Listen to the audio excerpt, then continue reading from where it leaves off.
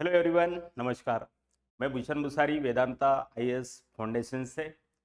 तो दोस्तों, मैं आज सबसे मेरा फेवरेट पेपर और सब्जेक्ट जिसका नाम है एथिक्स, इंटीग्रिटी एंड एप्टीट्यूड। वर्तमान में मेंस का कंपलसरी सारे सब्जेक्ट के पेपर हो चुके हैं और अभी ऑप्शनल पेपर का टाइम चल रहा है।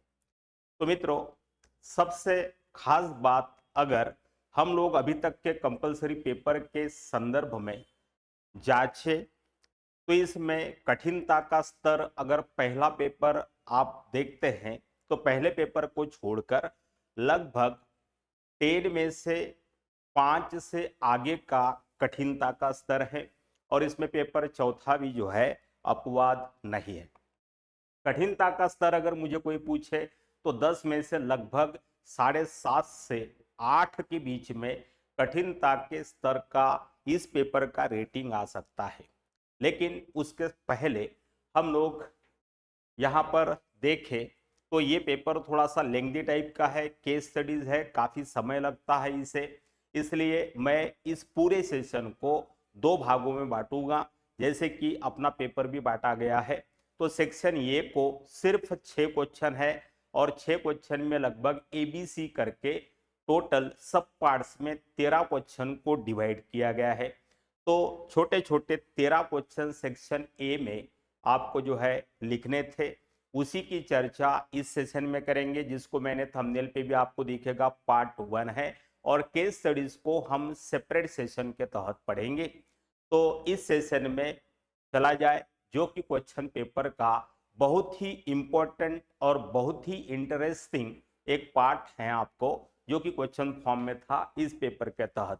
लेकिन उसके पहले थोड़ा सा जो है, जितना मैंने स्टडी किया है इन पेपरों को देखकर, या स्पेशली इस साल का पेपर देखा मैंने 2024 का जो एथिक्स का पेपर है, और 2024 के पहले के भी जो पेपर है उनको क्रॉस कंपैरिजन करने के बाद मुझे ये समझ में आया या दिखाई पड़ा कि कुछ टॉपिक है जो सिलेबस के, तो इस साल का पेपर डायरेक्ट सिलेबस से बहुत कम, एक ही क्वेश्चन जो लास्ट में मिशन कर्मयोगी का पूछा है आपको, उतना क्वेश्चन अगर छोड़ दिया जाए तो बाकी 12 के 12 क्वेश्चन जो है on the basis of current event था, करंट अवेयरनेस था। जो नई नई चीजें टेक्नोलॉजिकली जो आ रही है सोसाइटी के अंदर, उसका एडमिनिस्ट्रेटिव एथिक्स में इस्तेमाल कैसे करेंगे, जैसे कि क्वेश्चन नंबर फर्स्ट था, एआई के साथ उसे जोड़ दिया गया। तो ये कुल मिलाकर पेपर का स्ट्रक्चर हम लोगों को देखने को मिलता है, जिसको डिटेल में हम चर्चा करेंगे। तो यहाँ मैं आगे बढ़ रहा हूं। सबसे पहले हम स्ट्रक्चर ऑफ द क्वेश्चंस को देखेंगे, सेपरेट पेज पे मैं आपको दिखाने की कोशिश कर रहा हूं।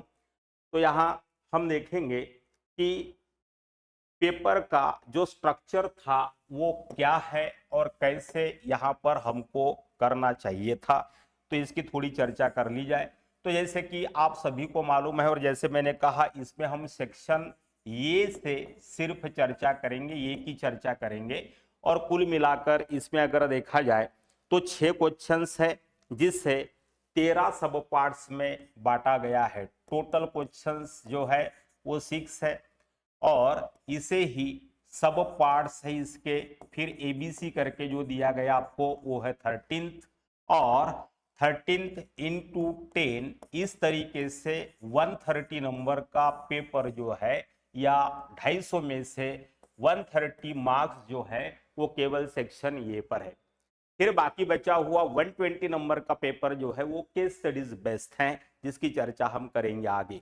तो इस तरीके से क्वेश्चन 1 में दिया गया है आपको ये और बी, ये क्वेश्चन नंबर 2 में फिर आता है ये भी, ये और बी।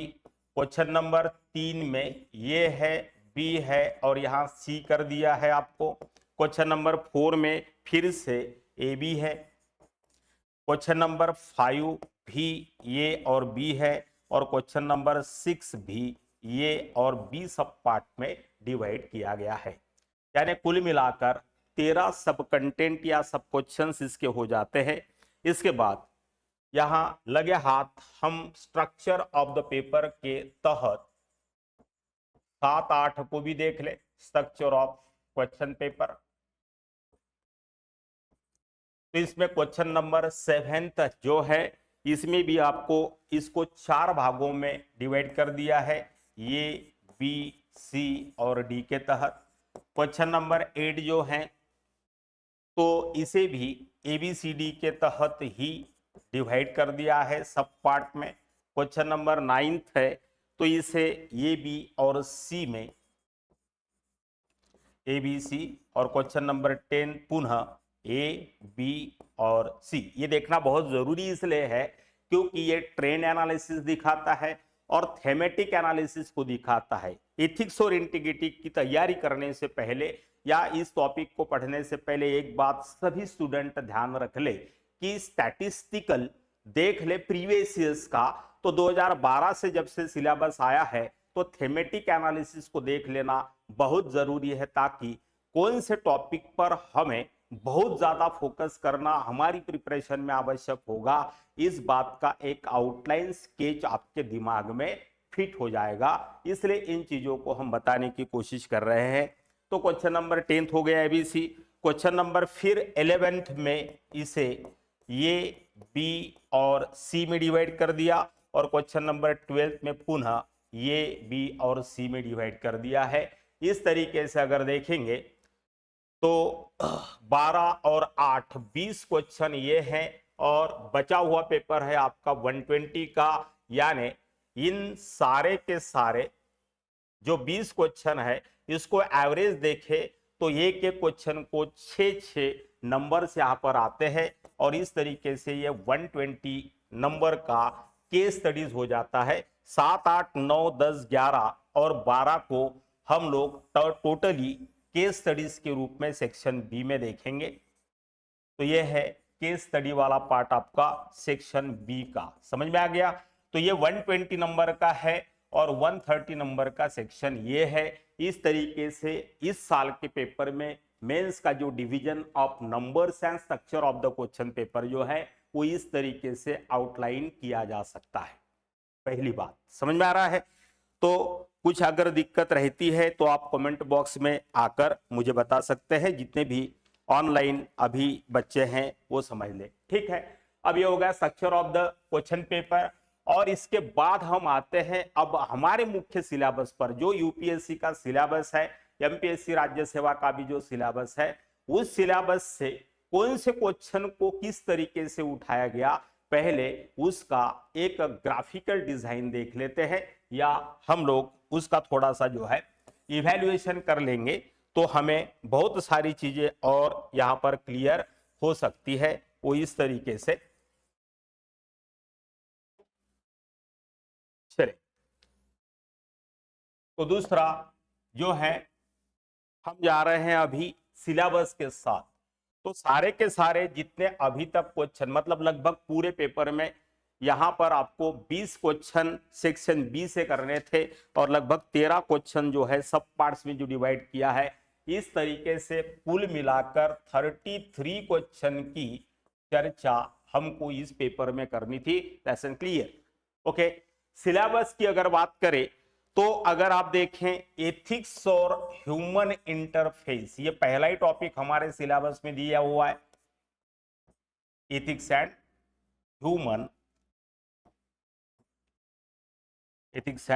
Human interface. तो मैं इसको सीधा HI लिख देता हूं, आप समझ लेंगे। एथिक्स एंड ह्यूमन इंटरफेस, तो लगभग 40 नंबर का क्वेश्चन इससे पुटअप हुआ है। एटीट्यूड से इस साल कोई सवाल नहीं पूछा है, जैसे कि मैंने आरंभ में ही कह दिया, इस साल का पेपर बहुत प्रैक्टिकल था, ट्रिकी था, लेंदी होने के साथ साथ जनरल अवेयरनेस पर, पेपर न्यूज मैगजीन्स में जो भी न्यूज है उसके ऊपर बहुत ज्यादा डिपेंडेंट था। ट्रेडिशनल या स्टैटिक पोर्शन बहुत कम था। लेसन क्लियर, सारे मुद्दे जो अभी मैं बोला उसमें समाविष्ट तो हो चुके हैं। तो एटीट्यूड से 0 क्वेश्चन है। उसके बाद नंबर तीसरा इंपॉर्टेंट टॉपिक था हमारा, जिसको हम कहते हैं एप्टीट्यूड। तो इस पर इस बार केवल 10 नंबर का सवाल आपसे पूछा है। इसके बाद इमोशनल इंटेलिजेंस पुनः 0 नंबर का क्वेश्चन है, इसके ऊपर कोई भी क्वेश्चन नहीं पूछा है, तो आगे आने वाले समय में इससे सवाल बढ़ने की संभावना को नकारा नहीं जा सकता है। इस एग्जाम में जिन जिन टॉपिकों को हम सातों के सातों टॉपिक करेंगे, चाहे एग्जाम में पूछे या ना पूछे, क्योंकि यूपीएससी को प्रेडिक्ट करना आज तक किसी के बस की बात नहीं है। इसी साल की जो एग्जाम सीएससी मेंस हुआ है, सारे कोचिंग वाली की टेस्ट सीरीज धरी की धरी रह गई। समझ में आ रहा है? आफ्टर जब पेपर देकर बच्चे बाहर निकल रहे थे, कईयों के इंटरव्यूज आपने देखे होंगे कि 800 क्वेश्चन का टेस्ट सीरीज और रट्टा मार के गए थे बच्चे, लेकिन एक का भी सवाल नहीं जवाब नहीं लिख आए हैं। तो इस बात को ध्यान में रखिए। कोचिंग क्लासेस के टेस्ट सीरीज या कोचिंग क्लासेस की मेंटरशिप की जो परीक्षाएं लेते हैं, तो उसको प्रेडिक्ट कर पाना थोड़ा सा मुश्किल हो गया आज के दौर में। इसलिए जनरल अवेयरनेस के साथ साथ एक ही चीज यहां पर याद रखनी है कि आप अपने नॉलेज को अप्लीकेबल कैसे बनाएंगे, बस इतनी सी चीज याद रखिए। और ट्रेडिशनल तो हम पढ़कर जाते ही है, दो ही तरीके हैं, या तो ट्रेडिशनल पढ़िए और ट्रेडिशनल के साथ साथ उसको प्रैक्टिकलिटी के साथ जोड़ दीजिए। तो जैसे मिशन कर्मयोगी पूछ लिया है, आगे उनकी चर्चा हम करेंगे। एआई पूछ लिया है आपसे, वो भी पूछे ना करेंगे। उसके बाद अंग्रेजों के जमाने के जो कानून है, तो इस बार के पॉलिटिकल और इकोनॉमिक वीकली इसी मंथ का जो है उसका पहला ही हेडिंग लिखा हुआ है कि उपनिवेशवाद के कानूनों का अंत। पॉलिटिकल एंड इकोनॉमिक वीकली है, इंग्लिश में आती है ये पत्रिका। इसको अगर सितंबर महीने का इश्यू आप देखेंगे, तो ये सारे कानूनों की जो इस क्वेश्चन पेपर में चर्चा की गई है, तो यह भारतीय न्याय संहिता के साथ साथ उसको जोड़ दिया गया है। तो वहां से कुछ उठा लीजिएगा। तो अलग अलग लॉट ऑफ मटेरियल आपको देखना पड़ेगा। उसके लिए पॉलिटिकल एंड वीकली है, उसके बाद एनवायरमेंटल सर्वे है, हिंदू पेपर में जो आर्टिकल्स आते हैं, वेडनेसडे के दिन टेक्नोलॉजी के ऊपर एक पूरा आर्टिकल आता है। उसके साथ साथ जो है आपको रोजगार समाचार में भी कुछ इंफॉर्मेशन होती है। ये जो एक नेशनल या राष्ट्रीय स्तर की पत्रिकाएं हैं, उनसे आपका ये सारा क्वेश्चन बनेगा। उसके बाद एआरसी है, administrative reformative committee, Veerappa Moily की जो कमेटी बैठी थी 2005 में, तो उसका चौथा रिपोर्ट जो है बड़ा इंपॉर्टेंट है, लगभग 300 पन्नों की रिपोर्ट है, जिसमें 127 पेजेस जो है वो डायरेक्ट सिलेबस के ऊपर डिपेंडेंट है। तो ऐसे मटेरियल को कलेक्ट कर लीजिए मेरे भाई। कोचिंग के नोट्स को और कोचिंग के किताबों को जमा मत करिएगा। और बाजार में रोज दिन नए पब्लिकेशंस आते हैं। यूपीएससी ने सारे के सारे क्वेश्चन पेपर और यूपीएससी के जितने भी कोचिंग क्लासेस है, सारे नोट्स को जो है सोचने पर मजबूर कर दिया, क्योंकि आपको पता होना चाहिए कि यूपीएससी के पास इतना बड़ा मैनेजमेंट है अपना, कि इनके कुछ लोगों के पास सिर्फ एक ही काम है, वो 12 महीने सिर्फ इसी बात पर सोचते रहते हैं कि लड़कों को और कोचिंग क्लासेस वालों को कैसे सरप्राइज किया जाए। इसलिए उनके पास पर्याप्त समय होता है, सारा कोचिंग का नोट्स या मटेरियल जो मार्केट में है उसका इवैल्यूएशन करने के बाद वो उस ठोस नतीजे पर पहुंच जाते हैं कि इस साल का पेपर कैसे डिजाइन करना है। तो आप ये मत समझिएगा कि आप कोचिंग से मेंटरशिप कर लिए, कोचिंग का टेस्ट सीरीज दे दिए तो अपना दिमाग लगाइएगा। इसमें स्वामी विवेकानंद ने एक स्टेटमेंट दिया हुआ है, और वो स्टेटमेंट पढ़ने के बाद आपको पता चलेगा कि आप नकलची मत बनिए, थोड़ी अपनी अकल लगाने की कोशिश करिए। इंफॉर्मेशन का स्रोत तो बाजार में मिलने वाला मटेरियल ही होगा, लेकिन अपनी विवेकशीलता के आधार पर हमें अपने भविष्य का निर्णय लेना है। इसलिए सिर्फ इंफॉर्मेशन तक ही इन नोट्स या किताबों को आप सीमित रख सकते हैं। करना तो अपने को अपने ही मन से। समझ में आ रहा है? आगे चलेंगे। इमोशनल इंटेलिजेंस के ऊपर इस तरीके से शून्य पेपर है। इसके बाद फिलोसॉफी और कोटेशंस, ये एक जो पांचवा टॉपिक है हम लोगों का, इसके ऊपर 3 स्टेटमेंट दिया हुआ है। स्वामी विवेकानंद है, इमैनुअल कांट है और सरदार पटेल का है। तो इन तीनों को मिलाकर लगभग 30 नंबर का फिलोसॉफी और कोट्स के ऊपर 30 नंबर के क्वेश्चंस इस साल के पेपर में पूछे गए हैं।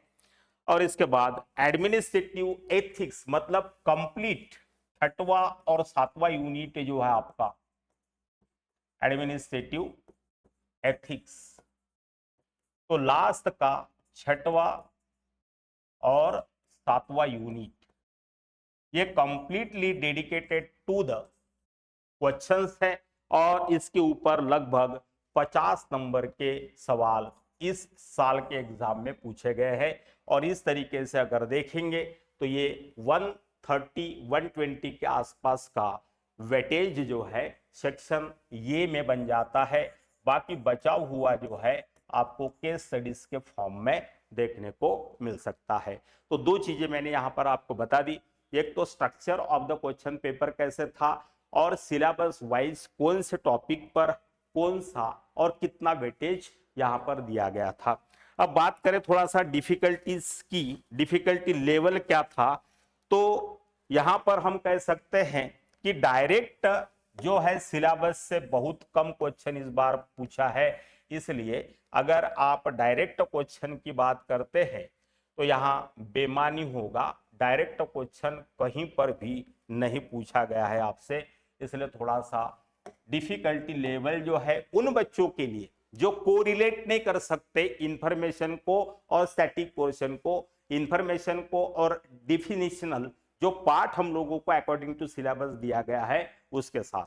तो डिफिकल्टी तो था, नॉट फ्रॉम डायरेक्ट सिलेबस। इसलिए मैंने कहा कि ये ट्रिकी होने के साथ साथ डिफिकल्टी का स्तर और इसका रैंकिंग रेटिंग जो है वो 10 में से 7.5 से आगे और 8 पर समाप्त होता है मित्रों। तो इसका मतलब यह हुआ कि 5 से आगे अगर जाता है तो साधारण बच्चों के बस की ये बात नहीं है कि वो इस प्रश्न का एक आइडियलिस्टिक अप्रोच से एक आदर्श उत्तर फॉर्म कर सके। तो थोड़ा सा यहां पर देखने की जरूरत है। तो ये जो है हम स्तर की अगर बात करें तो यहां पर जो है डिफिकल्टी का लेवल अगर देखें, डिफिकल्टी लेवल को अगर देखें हम तो सबसे पहला ऑब्जर्वेशन मेरा इस मामले में यह है कि इसमें पूछे गए क्वेश्चन जो है ये डीपली ओपिनिएटेड क्वेश्चन थे, डीपली ओपिनिएटेड क्वेश्चंस। मतलब इसमें आपका अगर ओपिनियन बहुत गहराई के साथ आपने संपूर्ण सिलेबस को पढ़ा है, सभी टर्म्स को, सभी डेफिनेशनल वर्ड्स को, सभी टर्मिनोलॉजी को आप बहुत व्यापक और बहुत गहराई के साथ अगर जानते हैं और उसके साथ साथ करंट के जो भी उस डेफिनेशन के साथ एसोसिएटेड एग्जाम्पल है उसको अगर हम कोरिलेटेड करते हैं तो ये ओपिनियनेटेड क्वेश्चंस में आपको कोई तकलीफ नहीं होने वाली थी। तो सब कुछ पढ़ने के बाद, सिर्फ किताबों से नहीं, पढ़ने के बाद हमारे दिमाग पर उसका क्या असर हुआ, हमने कहां तक कितना समझा और कितनी एक्यूरेसी के साथ समझा, इस बात को ज्यादा श्रेय जो है इस बार वाले इस पेपर में दिया जाएगा। तो रिक्वायरिंग इलुस्ट्रेशंस वाला एक जो है आपका भाव यहां होना चाहिए था, तो इसको कहते हैं रिक्वायरिंग इलुस्ट्रेशंस। तो ये चीज आपको पता होनी चाहिए थी। इसका मतलब डीपली ओपिनिएटेड क्वेश्चन है तो आप इसको इलुस्ट्रेट आराम से कर सकते हैं, यानी इलुस्ट्रेटिव एक अप्रोच आपका होना चाहिए। कई बार मैंने बताया था कि क्वेश्चन में जो टेल एंडिंग वर्ड्स होते हैं उनका अपने आप में मतलब होता है, और अगर इन वर्ड्स की स्पेसिफिक डिफिनेशन को आप जानते हैं तो फिर क्वेश्चन के इस स्वरूप को आप पहचान सकते हैं। तो क्वेश्चन का स्वरूप ये था कि सामान्य तौर पर एक इलुस्ट्रेशन का या इलुस्ट्रेटेड अप्रोच अगर आप रखकर इन 13 क्वेश्चनों का जवाब लिखकर आते, ये रिक्वायर्ड था। सामान्य तौर पर यह अनिवार्य था कि इस ओपिनियन के साथ इस व्यू को आपको आंसर के माध्यम से एग्जामिनर के सामने रिप्रेजेंट करना था। तो रिक्वायरिंग इलुस्ट्रेटिव ऑब्जेक्टिव थिंकिंग का ये पेपर था। उसके बाद केस स्टडीज जो है वो काफी लेंथी थी, सब पार्ट्स में बहुत ज्यादा इसको डिवाइड कर दिया गया। इसका मतलब ये हुआ कि a lot of tillers in case studies के अंदर आपको देखने को मिलेंगे। सेक्शन बी में फिर से इनकी डिटेल में चर्चा करूंगा, अभी सवाल सेक्शन सिर्फ ये का है। तो आशा करते हैं कि ये सारी बातें आपको थोड़ी समझ में आ चुकी होगी और बची हुई चीजों को हम लोग क्वेश्चन के माध्यम से करने की कोशिश करते हैं। चला जाए क्वेश्चन नंबर पहला, यहां पर जो है आपसे पूछते हैं कि क्वेश्चन नंबर पहले के तहत प्रशासनिक तर्कसंगत निर्णय लेने के लिए इनपुट के एक विश्वसनीय स्रोत के रूप में कृत्रिम बुद्धिमत्ता अर्थात आर्टिफिशियल इंटेलिजेंस का अनुप्रयोग ये एक बहस का मुद्दा है। नैतिक दृष्टिकोण से इस कथन का आलोचनात्मक परीक्षण कीजिए। The application of artificial intelligence as a dependable source of input for administrative rational decision making is a debatable issue. Critically examine the statement from the ethical point of view। 150 शब्दों में लिखना था, 10 नंबर का यह सवाल है। अब सोचने वाली बात यह है, अब इसमें सीधा हम लोगों को क्या लिखना है भाई, यहां पर क्या लिखा हुआ है, क्रिटिकल एग्जामिन। जैसे मैंने अभी कहा टेल एंडिंग वर्ड्स का, अगर मेरे चैनल पर आप जाएंगे तो इन सब की चर्चा मैंने कर ली है, टेल एंडिंग वर्ड्स। अब कुछ लोग इस तरीके से इसको इग्नोर करते हैं कि जैसा वो समझते हैं कि इन शब्दों का अपने आप में कोई महत्व नहीं है। अगर मुखर्जी मॉडल को हम देखें, क्रिटिकल एग्जामिन, क्रिटिकल अप्रिसिएशन और क्रिटिकल इवैल्यूएशन, ये 3-4 शब्द आते हैं, बड़े भारी भरकम शब्द है। Define it, assume it, focus on, ये वो शब्द है जो टेल एंडिंग वर्ड्स आते हैं, किसी भी प्रश्न के लास्ट में होते हैं। तो सामान्य तौर पर दोस्तों ऐसा है कि हर टेल एंडिंग वर्ड्स के अनुसार हमें क्वेश्चन के फॉर्मेट को बदलना पड़ता है। इसलिए कम से कम 15-16 इन शब्दों का वो सेट है कि जिनको हमें एग्जाम में जाने से पहले सोचना बहुत जरूरी है या पढ़कर जाना, समझना बहुत जरूरी है। समझ में आ रहा है? इंट्रोडक्शन, बॉडी और कंक्लूजन से कुछ नहीं होता। आप किसी भी प्रश्न का उत्तर इसी तरीके से लिखोगे क्या? अभी एमपीएससी राज्य सेवा की जो परीक्षा होगी उसमें ये आपको जो है सब्जेक्टिविटी वाला पैटर्न आ चुका है, और अभी से कुछ लोगों ने शुरू कर दिया है राइटिंग स्किल को डेवलप करना। और वो राइटिंग स्किल डेवलप कैसे कर रहे हैं, सिर्फ इतना बताते हैं, इंट्रोडक्शन, बॉडी और कंक्लूजन। ये तो यूनिवर्सिटी में भी लिखा था हमने, अकॉर्डिंग टू क्वेश्चन अगर इसको अप्रिशिएट करना है हमको, तो फिर जो है अलग सा स्ट्रैटेजी हमें आत्मसात करना पड़ेगा। तो कृपया सॉरी, इन सब बातों को इग्नोर मत करिए, वरना आपको जो लिख कर आना है वो तो रह जाएगा, बाकी चीजें सामने आएगी। चला जाए, तो यहां पर जो है क्वेश्चन पूछा है आपको टेल एंडिंग वर्ड्स में क्रिटिकल एग्जामिन करना है, मतलब इसके ऊपर क्या करना है, परीक्षण भी करना है और क्रिटिक भी करना है। तो क्रिटिक किसके बारे में करना है, एआई का जो यूज होगा एडमिनिस्ट्रेशन के डिसीजन मेकिंग में, इसके साथ हम लोगों को क्या करना है। अब क्रिटिकल एग्जामिन कैसे करते हैं भाई, तो लगभग 25-30% जो है संबंधित टेक्नोलॉजी या कोई भी मुद्दा जो है उसकी हम लोग पॉजिटिवनेस को बताते हैं, और उसके बाद उसी 30% जो कि पॉजिटिव हमने बोला है, तो उसके कुछ निगेटिव एस्पेक्ट्स हैं, उनके बारे में चर्चा करते हैं। समझ में आ रहा है? तो जैसे एआई पृथ्वी का टेम्परेचर भी कम करेगा, उसके साथ साथ बायोलॉजिकल मेडिसिन पर भी काम करेगा, इंफॉर्मेशन का या डेटा एनालिसिस में एक्यूरेसी होगी, स्पीडी होगा, क्योंकि इसका मैथमेटिकल एल्गोरिथमिक कैलकुलेशन करने की जो क्षमता है वो इंसानी दिमाग से बहुत ज्यादा है। और कई तरीके से आपने देखा होगा भी, आज तक में एक जो है एआई वाली लेडी को न्यूज फॉर्म में इन्होंने लॉन्च किया है। तो इन सब चीजों को भी हम इर्द गिर्द होते हुए देख पा रहे हैं। लेकिन हमारे क्वेश्चन का जहां तक सवाल है कि प्रशासनिक तर्क संगत निर्णय के लिए इनपुट के लिए एक विश्वसनीय स्रोत के रूप में कृत्रिम बुद्धिमत्ता का अनुप्रयोग एक बहस का मुद्दा है। It's an debatable issue. ऐसा इसलिए है क्योंकि सबसे इंपॉर्टेंट बात यह है कि डेटा एनालिसिस वगैरह या टेक्निकल एक्यूरेसी, इन सब बातों के लिए एआई का इस्तेमाल या एआई का उपयोग तो हम लोगों ने जान लिया है, और वो बहुत बढ़िया चीज है, ऐसा हम कह सकते हैं। तो यहां तक हम कह सकते हैं कि एआई वर्तमान के समाज के लिए एक वरदान सिद्ध हो रहा है। बट मानवीय गुणधर्मों के तहत सभी समय हम लोग टेक्निकल पर्सपेक्टिव में केवल प्रैक्टिकल निर्णय नहीं ले सकते। एज एन एडमिनिस्ट्रेशन या एडमिनिस्ट्रेटर की चेयर पर जो बैठा हुआ इंसान है वह भावनात्मक प्राणी भी है, और एआई के पास भावनात्मकता का अभाव है। तो इस सेंस में हम लोगों को निगेटिव एस्पेक्ट को इस क्वेश्चन के तहत खोलने का मौका जरूर मिलेगा। ठीक है, तो ये एक चीज होगी।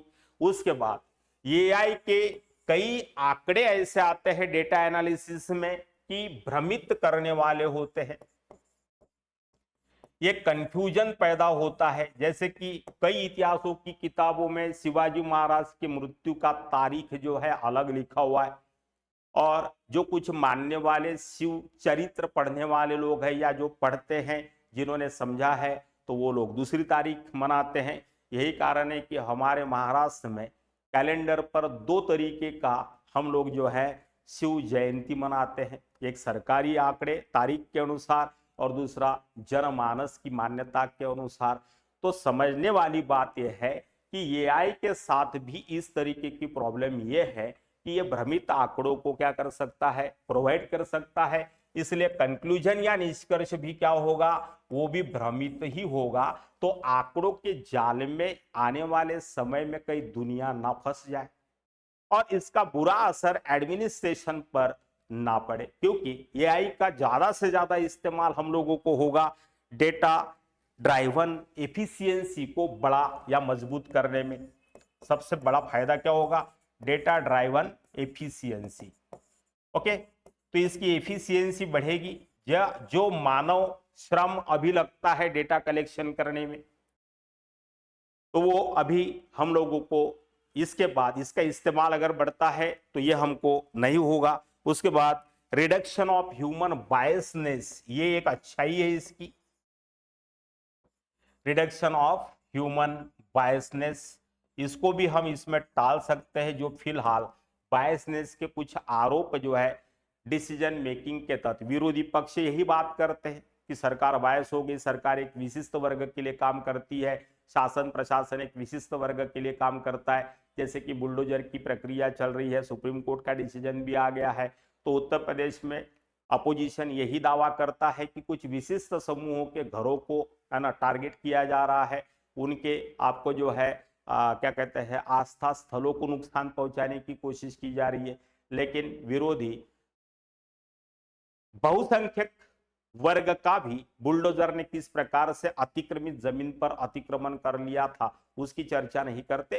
तो अपनी अपनी वो राजनीति का उनका कंसर्न है, लेकिन ये चीजें बताने का कारण ये है कि हम लोग रोज कभी ना कभी बायस 1 2 4 5 10 बार तो हो ही जाते हैं। तो कहने का मतलब ये है कि सामान्य तौर पर प्रशासन में अगर हम एआई का इस्तेमाल करेंगे तो रिडक्शन ऑफ ह्यूमन बायसनेस को टाला जा सकता है। इसके बाद स्पीड एंड एक्यूरेसी, तो जिस काम के लिए आज हम लोगों को बहुत समय लगता है और उसके बाद भी एक्यूरेसी की प्रॉब्लम इसमें होती है, तो तेजी और सटीकता ये दोनों गुणधर्म प्रशासन में एआई का इस्तेमाल करने से अधिक पुख्ता होंगे, अधिक उपयोगी सिद्ध होंगे, जिससे शासन और प्रशासन का समय बचेगा, आर्थिक रूप से खर्चा बचेगा और इसके रिजल्ट जो होंगे वह प्रमाणिक होंगे, प्रमाणबद्धता के कसौटियों पर खरे उतरने वाले हो सकते हैं। उसके बाद इन सब का फायदा ये होगा कि एविडेंस बेस्ड मैकेनिज्म क्रिएट होगा, ठीक है ना। तो एविडेंस बेस्ड मैकेनिज्म क्रिएट हो जाने से evidence based decision making approach होगा डेवलप्ड। तो डिसीजन मेकिंग अप्रोच का ये एक महत्वपूर्ण आधार हो सकता है जो कि एडमिनिस्ट्रेटर और गवर्नेंस या गुड गवर्नेंस को संचालित करने वाला या कराने का एक महत्वपूर्ण आपको आधार है।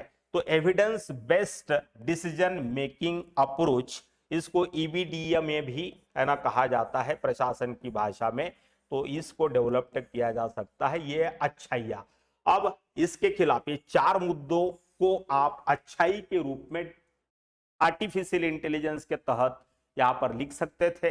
और फिर इन चारों के जो कुछ एस्पेक्ट है, जैसे इन सब के बारे में मैंने कहा, मानवीय गुणधर्म। अब सबसे बड़ी बात है कि आर्टिफिशियल इंटेलिजेंस तो ये सब देगा, लेकिन हम लोगों की बौद्धिक तथा मानसिक क्षमताएं और शक्तियां आर्टिफिशियल इंटेलिजेंस के साथ किस तरीके से कैपेबल हो सकती है, क्योंकि ये तो बायस नहीं होगा, लेकिन हमारा तो कुछ ना कुछ बायस है ही, जाति के आधार पर, धर्म के आधार पर, बौद्धिक क्षमता के आधार पर, एटीट्यूड के आधार पर, एप्टीट्यूड के आधार पर। उस बायसनेस को एआई कैसे निकाल पाएगा? मानवीय गुणधर्मों में काम, क्रोध, लोभ, मोह, मत्सर, क्षमा, शांति, याचना, ये सब तो गुणधर्म है ही। तो मानवीय गुणधर्मों से कोसों दूर आर्टिफिशियल इंटेलिजेंस ह्यूमन के साथ कैसे कोरिलेट करेगा? समझ में आ रहा है? क्योंकि हम लोगों ने देखा था रजनीकांत का सिनेमा, ऐश्वर्या राय के साथ अगर रोबोट को प्रेम हो जाता है फिर कैसा है ना, आपको जो है पूरी दुनिया में तहलका होता है। ऐसा ही अगर हुआ तो फिर क्या करेंगे? क्योंकि टेक्नोलॉजी दुधारी तलवार है, एक पॉजिटिव एस्पेक्ट है तो दूसरा निगेटिव भी है। तो इस कंसर्न में मानवीय गुणधर्मों का एसोसिएशन एआई के साथ कैसे होगा? भावनात्मक प्राणी होने के साथ साथ एआई की यहां पर फीलिंग के लिए हम क्या करेंगे? तो कैलकुलेटेडली हम लोगों को इसका क्रिटिकल अप्रिसिएशन करना था, और उसके बाद जो है नैतिक दृष्टिकोण से इस कथन का आलोचनात्मक परीक्षण करिए। तो हम लोगों का व्यू इस क्वेश्चन को लिखने में यह होना चाहिए कि इसके ये चार मुद्दों का पॉजिटिव एस्पेक्ट एडमिनिस्ट्रेशन में किस तरीके से यूज हो सकता है एआई का, उसको आप लिख दे। उसके बाद इन पक्षों को लिखें और इन्हीं पक्षों में नैतिक दृष्टिकोण को आप अप्लाई कर दें, क्योंकि हर डिसीजन डेटा एनालिटिकल अप्रोच से नहीं लिया जा सकता।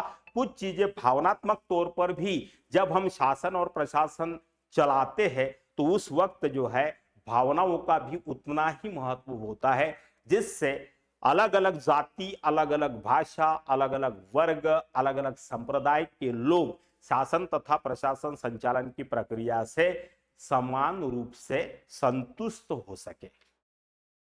तभी तो इंटीग्रेशन और नेशनल इंटीग्रेशन की भावना दृढ़ होगी, और इस देश में गवर्नेंस की संकल्पना को मजबूत बनाने के लिए प्रशासन इस तरीके से योग्य कृत्यों को, कार्रवाइयों को कर सकता है। बस यहां इतना लिखकर 150 शब्दों में हमें अपने उत्तर को फिनिश कर देना था।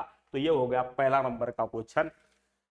Question number first and B, then यहां पर लिखा गया है आपको, और उसमें लिखा है कि ethics encompasses several key dimensions that are crucial in guiding individuals and organizations towards morally responsible behavior.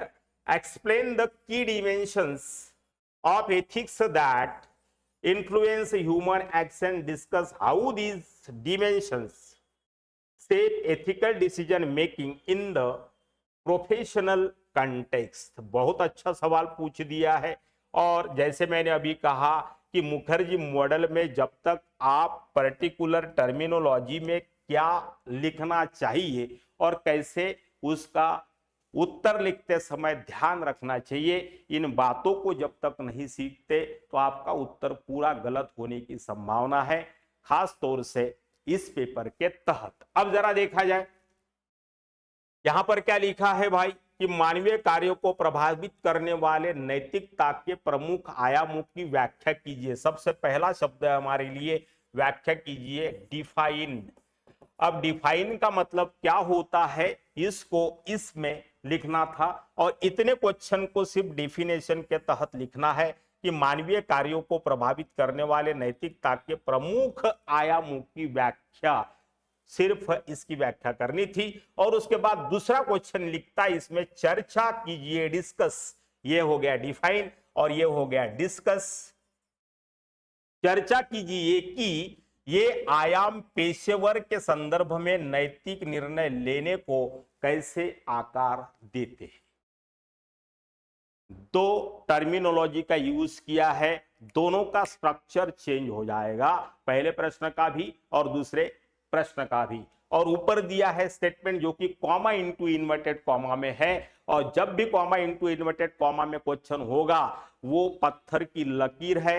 आप कितना भी इसके ऊपर तार्किक रूप से इस स्टेटमेंट को खत्म करने या समाप्त करने की कोशिश करेंगे, ये गलत एटीट्यूड होगा। जब भी यूपीएससी या किसी भी एग्जाम में कॉमा इनटू इन्वर्टेड कॉमा में स्टेटमेंट होता है, तब आपको यह ध्यान रखना है कि ये स्टेटमेंट भले ही आपको पसंद नहीं है और आपकी नजर में ये स्टेटमेंट गलत है क्योंकि आपके अनुभव इस स्टेटमेंट के विरुद्ध हैं, या आपका अनुभव इस स्टेटमेंट के खिलाफ है, बावजूद इसके आप इसमें कोई सुधार नहीं कर सकते और इसको प्रमाण मानकर ही उसको एक्सप्लेन करना है आपने। पहली बात, जैसे हम 10वीं में ज्योमेट्री पढ़ते थे, प्रूव और हम लोगों को थ्योरीज आता था भूमिति में, भूमिति जिसको ज्योमेट्री कहते हैं, तो ज्योमेट्री में प्रूव दैट होता था, फिर हम कैलकुलेशन करके x = 28 निकालते थे, पता है ना। चाहे फिर काटकोण विशाल कोण में चला जाए, हम लोगों को उससे कोई लेना देना नहीं, किसका एंगल कितना है उसका भी कोई लेना देना नहीं है। तो सामान्य तौर पर ये 3 प्रकार का क्वेश्चन है। तो जितना statement comma into inverted comma में दिया गया है वो है प्रूव करना है, और उसके ऊपर फिर 2 क्वेश्चनों को इन्होंने निकाला। तो अब पहले स्टेटमेंट को इस आलोक में इन व्याख्या करिए और चर्चा कीजिए के साथ जोड़ना है। नैतिकता में कई प्रमुख आयाम शामिल है, बिल्कुल सही बात है, जो व्यक्तियों और संगठनों, अब यहां पर क्या है भाई, इंडिविजुअल अर्थात व्यक्ति, और दूसरा मोस्ट इंपॉर्टेंट कंटेंट है संगठन यानी ऑर्गेनाइजेशन। ओके, अब व्यक्तिगत नैतिकता के आयाम बहुत अलग होते हैं, और जब वही व्यक्ति, जैसे हम लोग 10 बजे तक ऑफिस में होते हैं तो घर में रहने के, घर गृहस्थी के आयाम अलग है। भले ही आप ऑफिस में जाकर कलेक्टर हो, लेकिन आप अपने बीवी से, अपने बच्चों से, अपनी बच्ची से कलेक्टर की तरह बात नहीं कर सकते ना, नहीं तो फिर विवाद हो जाएगा। और कई कलेक्टरों की बीवियों ने डिवोर्स ले लिया है इस कारण से, ये भी आपको पता है। तो आपकी कलेक्टरी ऑफिस में, घर में नहीं, इसलिए व्यक्तिगत नैतिक आयाम बहुत अलग हो सकते हैं या होते हैं, और संगठन में जब हम काम करते हैं तो उसके आयाम भी अलग अलग होते हैं। एक ही तरीके का आप जो है बिहेवियर सब जगह पर नहीं कर सकते, तो थोड़ा सा इन सब बातों को देखना है। अब व्यक्तिगत आयामों की बात करेंगे, ईमानदारी। अब कुछ व्यक्तिगत जो आयाम हैं या एस्पेक्ट्स हैं वो एडमिनिस्ट्रेशन या संगठन के भी महत्वपूर्ण मुद्दे हैं, जैसे कि ईमानदारी, जैसे कि सत्यनिष्ठा, जैसे कि उत्तरदायित्व या जवाबदेही। ये आपको ऑर्गेनाइजेशन या प्रशासन में भी देखना पड़ता है, ये तो व्यक्तिगत जीवन में है ही, लेकिन अकाउंटेबिलिटी है ना, ये है। उसके बाद संगठन में काम करते समय हैप्पीनेस या आप अंदर से कितना सुखी हो रहे हैं, इन बातों का कोई लेना देना नहीं होता, क्योंकि हैप्पीनेस के लिए ड्यूटीज को पूरा करने का मनोभाव कर्ता के दिमाग में होना चाहिए, कर्ता के मन में होना चाहिए। लेकिन घर का जब हम काम करते हैं तो बड़े मन से करते हैं, बड़ी ड्यूटी है ना लगा कर करते हैं, या हम समझते हैं कि ऐसा काम करूंगा तो मेरे परिवार के सदस्य खुश हो जाएंगे।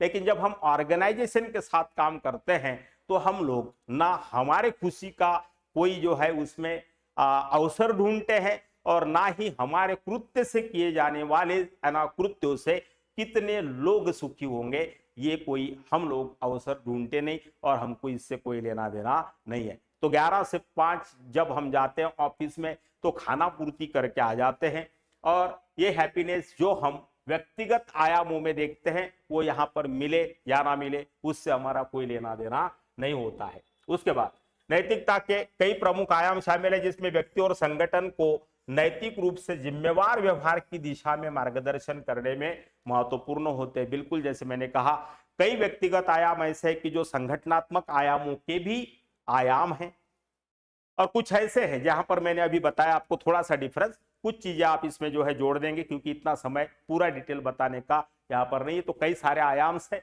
हम लोग पढ़ते हैं सेपरेट पेपर में, तो प्रमुख आयामों का एक सेपरेट टॉपिक ही है आपको। इसके बाद मानवीय कार्यों को प्रभावित करने वाले नैतिकता के प्रमुख आयामों की व्याख्या करना है, और चर्चा कीजिए कि ये आयाम पेशेवर संदर्भ में निर्णय लेने को कैसे आकार देते हैं। तो सेंस यही बनता है मेरे भाई कि जो हम अपने लिए नहीं चाहते वो हम दूसरों के लिए भी नहीं चाहना चाहिए। एक एक्सपेक्टेशन है न्याय और आपको जो है एथिकल या कोड ऑफ एथिक्स का, जो गांधी जी कहा करते थे। और इसके ऊपर क्वेश्चन भी आया है कि आप जब चाहते हैं कि ये चीज मेरे साथ ना हो तो फिर हम ऐसा कैसे चाह सकते हैं कि समाज के अन्य सदस्यों के साथ यह घटना घटित हो।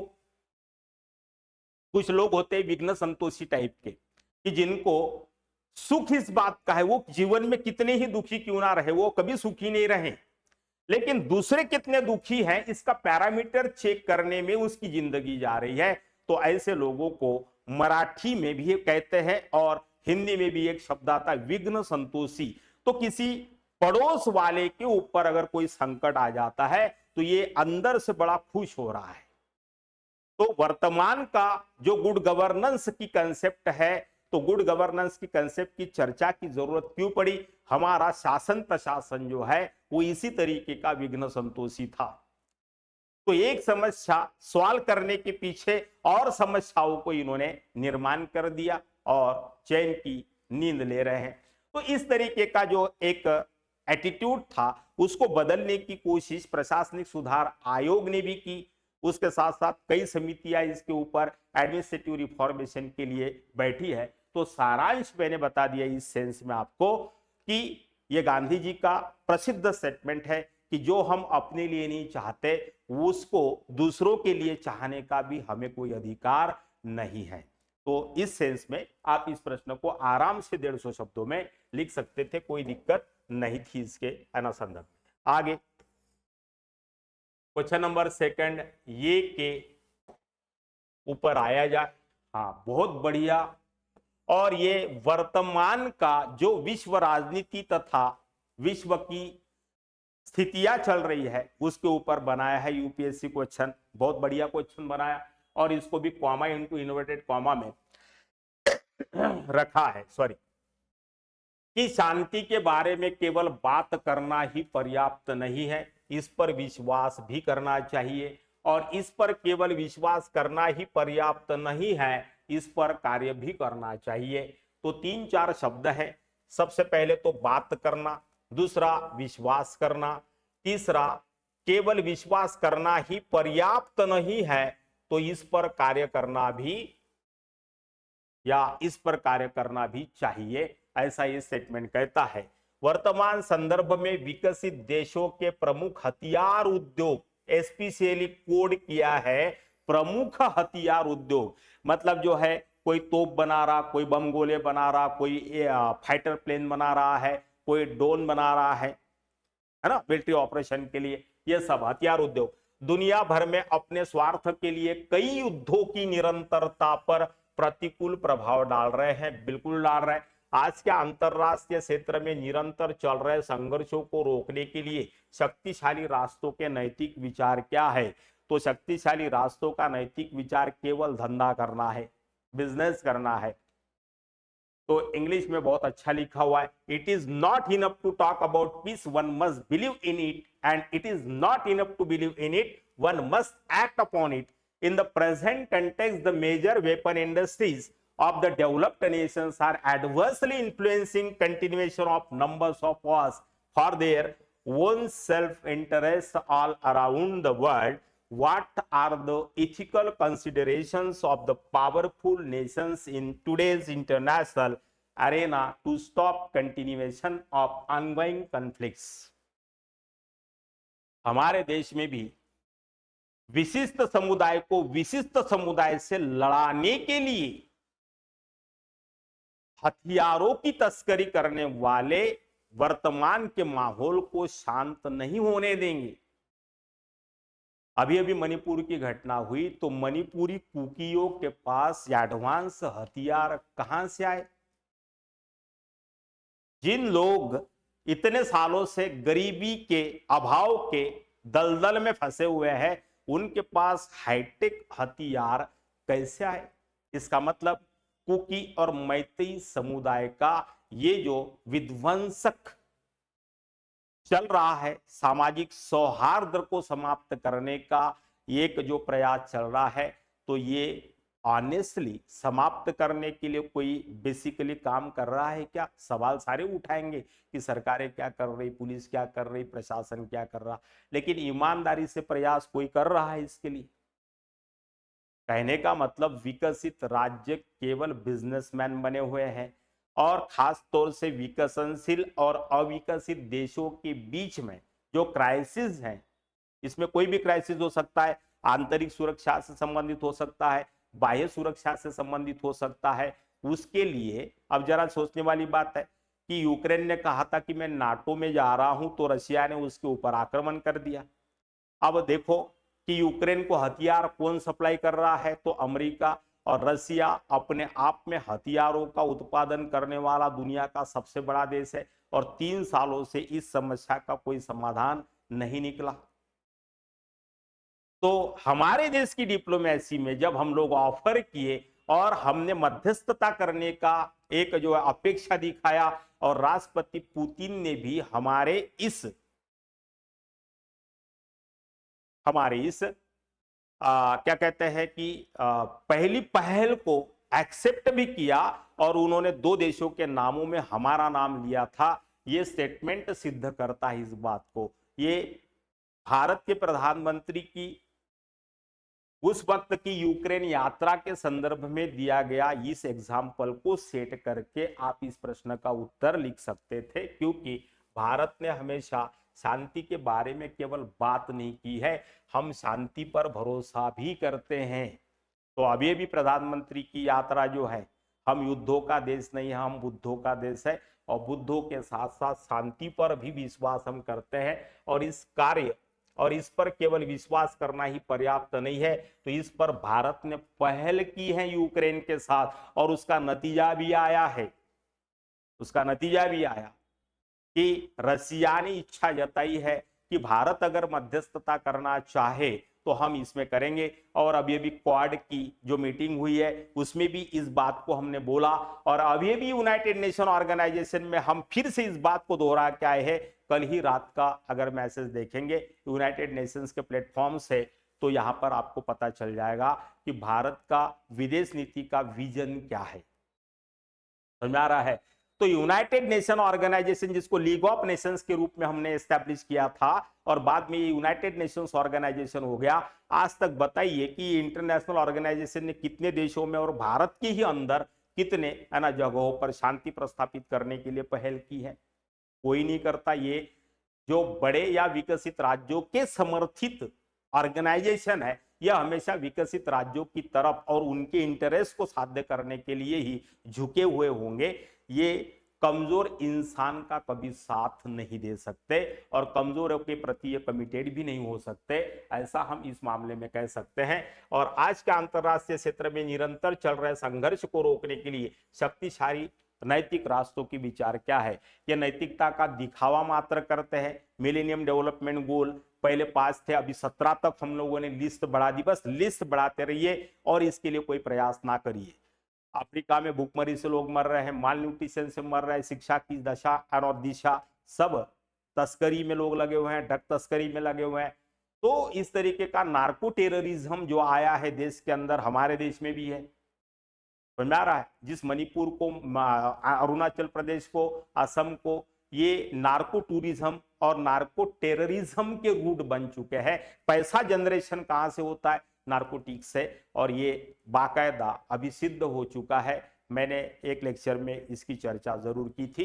ये बहुत सारी लंबी कहानी है, सारे ऑर्गेनाइजेशन का संदर्भ में लिखेंगे तो हम लोगों को 150 शब्द लिखना है मात्र। आराम से इसका उत्तर आप इस कंसन में दे सकते थे। बहुत अच्छा सवाल था और बहुत अच्छा नंबर आपको मिल सकता था। उसके बाद दूसरा सेकंड बी है। अब इसके भी अंदर वही है, यहां पर सिर्फ सब्जेक्ट बदल गया। ग्लोबल वार्मिंग और जलवायु परिवर्तन विकास के नाम पर मानव के लालच का परिणाम है, जो इस ओर संकेत करता है कि मानव सहित सभी जीवों का विलुप्त होना पृथ्वी पर जीवन की समाप्ति की ओर अग्रसर है। जीवन की रक्षा के लिए और समाज तथा पर्यावरण के बीच संतुलन लाने के लिए आप इसे कैसे समाप्त करेंगे? हम ही करेंगे। चिपको आंदोलन हुआ, अपिको आंदोलन हुआ, उसके बाद जॉन माथाई को हम लोगों ने नोबेल दिया, जो अफ्रीका में इन्होंने काम किया। हमारे महाराष्ट्र में भी 1 कोटि वृक्ष योजना चल रही है। तो सब तरफ हम लोग इस बात का प्रयास कर रहे हैं, लेकिन सबसे पहले ये जो गंध फैलाई गई है उसका निपटारा करना पड़ेगा। अब ग्लोबल वार्मिंग और जलवायु परिवर्तन किसकी देन है? पृथ्वी के संपूर्ण इतिहास में अब तक 6 बार जलवायु परिवर्तन और ग्लोबल वार्मिंग से ग्लोबल परिवर्तन हुए हैं। अब जो परिवर्तन होगा कि पृथ्वी पर जीवन का संपूर्ण विनाश, वो 7वीं बार होगा। और बहुत बढ़िया एक सवाल आपसे पूछा गया था इसी साल के एग्जाम में, एसे के पेपर में, कि पहले जंगल, बाद में सभ्यता और बाद में रेगिस्तान। ये जो क्रम है, इस क्रम को यहां पर याद रखना था मेरे भाई। पहले दिन पेपर दे चुके थे आप, और ये पेपर जो है 22 तारीख का पेपर था। 20 को ऐसे दिया और 22 को इसको दिया, तो आराम से वहां का जो निबंध था, अब ग्लोबल वार्मिंग से क्या हो गया? रेगिस्तान हो गया, जंगल जल के खाक हो गए। उसके बाद जलवायु परिवर्तन हुआ, 120 सेंटीमीटर बरसात को धारण करने वाला राजस्थान का मैदान आज दुनिया का 2nd नंबर का रेगिस्तान कैसे बना? जलवायु परिवर्तन और हमारे कुकर्मों से। तो फिर इसका एग्जाम्पल देके, विकास के नाम पर मानव के लालच का परिणाम है। बिल्कुल, तो गांधी जी कहा करते थे, ग्रीड किसी की पूरी नहीं होगी, नीड तो इससे 4 गुना पॉपुलेशन की भी कम हो, मतलब जो है नीब सकती है। जरूरतें सबकी पूरी होगी। अभी कुछ इकोनॉमिस्ट है कि जो संसाधनों के उपभोग के लिए पॉपुलेशन को कम होना उपाय योजना मानते हैं, और यही वामपंथियों की भी विचारधारा नहीं थी। वामपंथी कहते थे, इसीलिए आपको जो है मार्क्स का उदय होता है, वो कहता था कि संसाधनों का समान वितरण नहीं हो रहा है। मुट्ठी भर लोगों के हाथ में दुनिया के 98% संसाधन है, और 98% लोगों के लिए सिर्फ दुनिया में 2% संसाधन है। मार्क्सवाद को हमेशा गलत नजरों से देखा जा रहा है, और इसको बदनाम किया कैपिटलिस्ट लोगों ने। लेकिन ये समान संसाधन के समान वितरण की बात करता है, और गांधी भी सर्वोदय की संकल्पना में और अंतिमतः, मतलब सर्वोदय में अंतिम आदमी के विकास और सर्वसमावेशी विकास में समावेशन की बात करते थे। इसका मतलब यह है कि कुछ लोगों को अपना लोभ छोड़ना पड़ेगा, क्योंकि ये संसाधन सीमित नहीं है, लेकिन सबके लिए जरूर है, और सबकी जरूरतें इसमें पूरी हो सकती है, लेकिन लोभ तो किसी का पूरा नहीं हो सकता। ऐसा भी हो सकता है कि सारे संसाधनों पर किसी दिन एक ही आदमी का अधिकार और हक हो जाए। ऐसा हमने एरिस्टोक्रेसी में देखा है कि हम गुलामों को गोभी, आलू, टमाटर की तरह बेचते थे बाजार में। तो ये भी वक्त इतिहास ने देखा है। दोबारा इस वक्त को देखना नहीं चाहते हो तो यहां पर आपको क्या करना पड़ेगा? तो हम लोगों ने सस्टेनेबल डेवलपमेंट और इको फ्रेंडली, ये 2 संकल्पनाएं यूएन के माध्यम से और ग्लोबल एनवायरनमेंट सिक्योरिटी कंसर्न के संदर्भ में जो दी है, वो यहाँ पर आप बेस्ट एग्जाम्पल के रूप में रख सकते थे, और आराम से इस प्रश्न का उत्तर लिख सकते थे, कुछ तथ्य और कुछ कंसेप्ट को लेकर। उसके बाद बहुत बड़ी चीज, क्वेश्चन नंबर 3 बड़ा अच्छा है ना, उद्धरण यहाँ पर पूछा है। महान विचारकों के 3 उद्धरण नीचे दिए गए हैं। वर्तमान संदर्भ में प्रत्येक उद्धरण आपको क्या संप्रेषित करता है? What do each of these quotations convey to you? यहाँ पे शब्द क्या लिखा है? Convey to you। आपको जो इन उद्धरणों से अपील हुआ है, या आप जिन बातों से इन स्टेटमेंट के साथ सहमत है, उतनी दूरी तक आपको लिखना था, और 150 शब्दों में लिखना है। दूसरों से जो भी अच्छा है उसे सीखो, लेकिन उसे अपने अंदर लाओ और अपने तरीके से उसे आत्मसात करो। दूसरों जैसा मत बनो। तो अपने अस्तित्व को बरकरार रखना है, अपने स्वाभिमान को बरकरार रखना है, अपने आत्माभिमान को बरकरार रखना है। सीखना तो दूसरों से है, लेकिन हमारा एटीट्यूड यह है कि इस स्टेटमेंट को अंदर उतारने से पहले हमें अपनी अभिरुचियों को परिवर्तित करना पड़ेगा। हम छोड़ के दुनिया में सारे नालायक हैं, हम छोड़ के दुनिया में सारे मूर्ख हैं, हम छोड़ के हम बड़े श्रेष्ठ हैं। ये अहम का या इगोइज्म का जो अप्रोच है, क्योंकि हर इंसान के पास कुछ ना कुछ सीखने जैसा है। समझ आ रहा है? तो रावण ने सीता का हरण किया था, इस बात पर भी कई थ्योरीज हैं। समझ में आ रहा है? तो शोले सिनेमा में गब्बर बसंती को हाथ नहीं लगाता, तो गब्बर भले ही डाकू हो, वो उतनी नैतिकता को बरकरार रखता है। समझ में आ रहा है? तो ये उसका अच्छापन है, डाकू में भी वो अच्छापन है। जैसे शिवाजी महाराज के शिव चरित्र में करेक्टर बताया जाता है कि दुश्मन देश की गलती से अगर कोई महिला बंदी बना ली जाती थी, तो दुश्मन देश को या दुश्मन को ये समझने में बहुत ज्यादा चिंता नहीं होती थी कि शिवाजी महाराज ने उनकी बेटी को बंदी बनाकर ले गए। उनको कंफर्म पता था कि कम से कम सब लूट ले शिवाजी महाराज, लेकिन बेटी की इज्जत और बेटी का स्वाभिमान मेरे घर के दरवाजे पर लाकर छोड़ेगा। ऐसे एग्जाम्पल शिव चरित्र में कई जगहों पर आपको देखने को मिलते हैं। तो इसका मतलब ये है कि दुश्मन को भी कॉन्फिडेंस हो जाए आपके बारे में कि मेरा जो शत्रु पक्ष है वो बड़ा क्या है, पॉजिटिव है, वो बड़ा दयालु है। तो इस तरीके का और ये जो भाव है, ये अच्छापन जो था, दुश्मन से भी हम लोग ये सीख सकते हैं। लेकिन इस सब के मामले में अच्छाई दिखनी सामने वाले में जरूरी है। ये पहला लर्निंग लेसन यहाँ पे मिलेगा कि सामने वाले में कौन सी अच्छाई है। लेकिन हमें तो सामने वाले में कोई अच्छाई दिखाई नहीं पड़ती, और अच्छा होगा भी तो उसकी अच्छाइयों को दबाने का हम सभी तरीके से प्रयास करते हैं, सभी तरीके से। तो ये सेल्फ इंटरेस्ट या स्वयं के हितों से प्रेरित ओरिएंटेड मानसिकता का लक्षण है।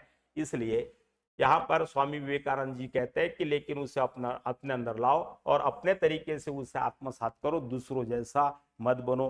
कॉपी नहीं करनी है, कट पेस्ट नहीं करना है, यहाँ पर अपनी अकल लगानी है, अपनी बौद्धिक क्षमता के आधार पर डिसीजन लेने हैं और अपने व्यक्तित्व के कुछ ऐसे अनसुलझे या अनछुए पहलू को दूसरों की अच्छाई के साथ मैच करके अपने चरित्र को और अच्छा बनाने की कोशिश करना है। तो चारित्रिक स्तर पर इस प्रकार का विश्लेषण इस स्टेटमेंट में अपेक्षित था, जहां आप आराम से इस प्रश्न को लिख सकते थे। उसके बाद क्वेश्चन नंबर 3B पर आते हैं और क्वेश्चन नंबर 3B कहता है कि शक्ति के अभाव में विश्वास का कोई लाभ नहीं है। किसी भी महान कार्य को पूरा करने के लिए विश्वास और शक्ति दोनों ही आवश्यकता है।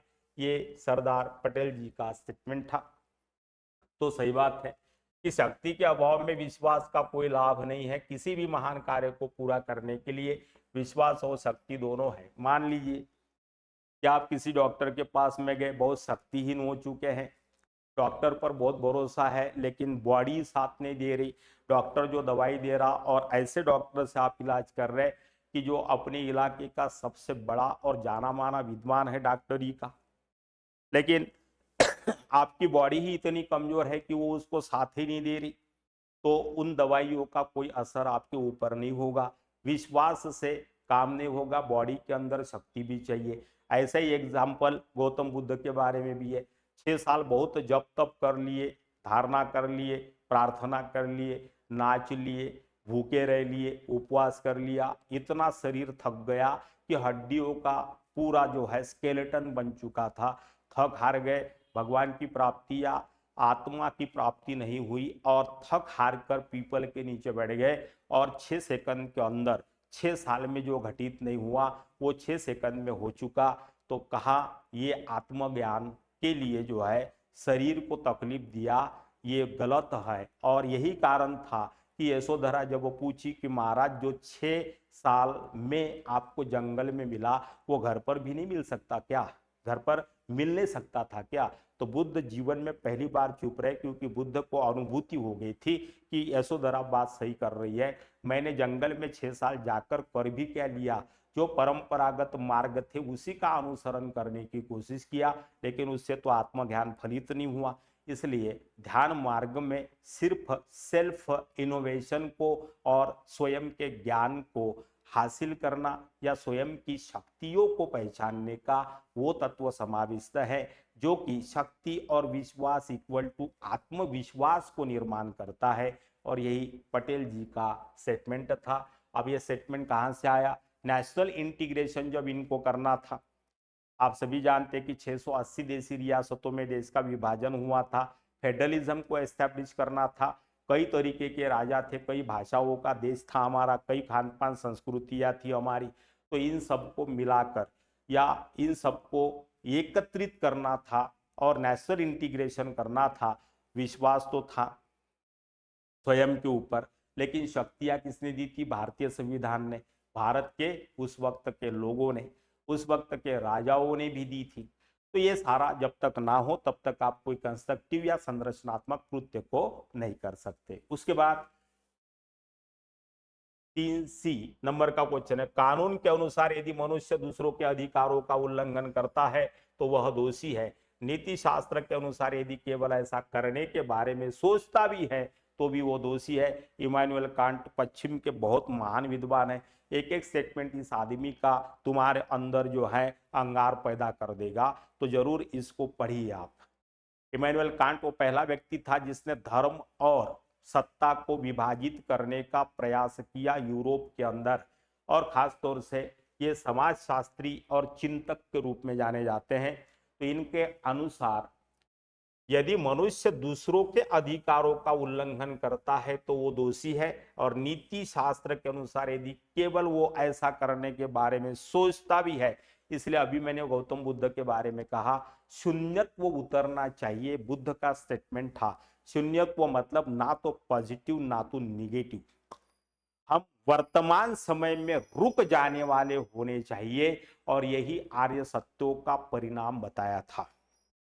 क्योंकि 4 आर्य सत्यों में पहला सत्य था कि मनुष्य का जीवन दुखी है, और दुखी इसलिए है क्योंकि हम ऐसे ऐसे विचारों से घिरे हुए हैं कि हम लोग अपने ही बारे में चौबीसों घंटा सोचते हैं, और मनुष्य और कुछ नहीं है, हमारे बुद्धिमत्ता का और बौद्धिक क्षमता से उपजे हुए विचारों का एक पुतला है।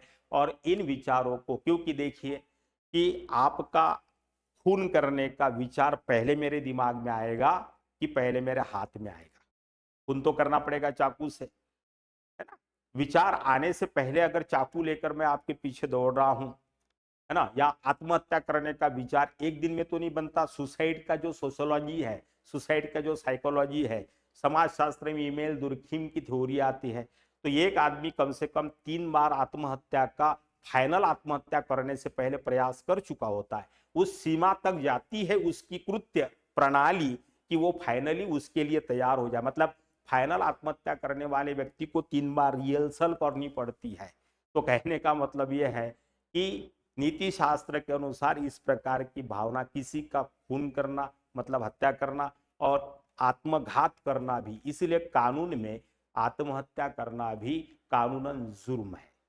आप अगर आत्महत्या करते हुए पकड़े गए तो आपके ऊपर केस लगता है, और किसी की हत्या करते हो तो भी आपके विरुद्ध जो है आईपीसी लग जाता है।